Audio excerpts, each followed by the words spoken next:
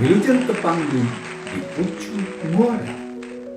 Puisi anu bade diaoskeun dina dinten ieu judulna Diusir Deui. Caangkeun mah si Panco mahamkeun bacaan bab 3 jang nyumponan tugas busona statue. Si Panco haget ngerjakeun da sieun diusir jiga minggu itu.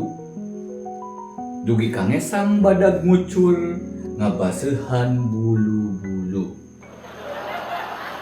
Isukna si Panco sumanget ka kampus, geus siap rek ditanya-tanya kalkulus.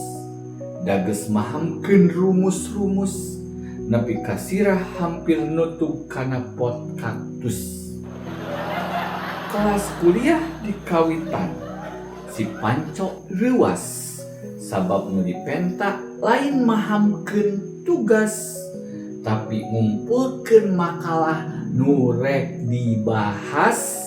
Sabab si Panco salah tugas nya dikaluarkeun deui ti kelas. Omat sobat, caangkeun saacan ngerjakeun tugas dangukeun parentah nu jelas.